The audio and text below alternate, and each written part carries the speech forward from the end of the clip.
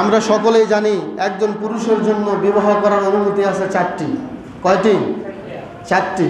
যদি একজন পুরুষ ক্ষমতা রাখে, আর্থিক ক্ষমতা এবং দৈহিক ক্ষমতা। আমাদের সমাজের টেন্ডেন্সি হলো একজন পুরুষ যদি 2টা বিয়ে করে তাহলে আমরা সবাই তাকে খারাপ নজরে দেখি।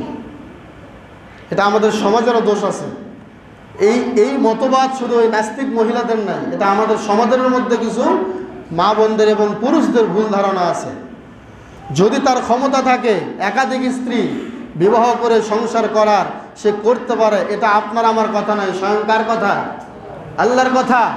আল্লাহ বলেছেন ফানকিহু মা তাবা লাকুম মিনান নিসাই মাসলা ওয়া সুলাসা ওয়া রুবা। কার কথা?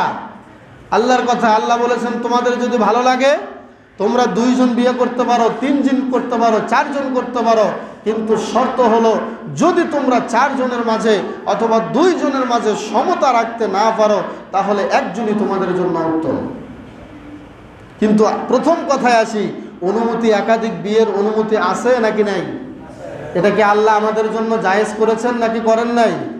করেছেন। কিন্তু তারা কি বলেছে দেখেন, তারা বলেছে একজন পুরুষ একাধিক বিবাহ করতে পারবে না, যদি তারা বিয়ে করতে চায় তাহলে আমরা 2 জন স্বামী গ্রহণ করব।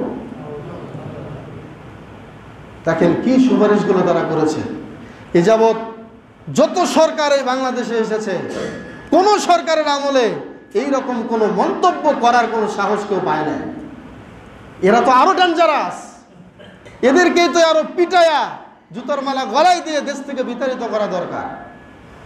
এরা তো আরো বেশি খারাপ।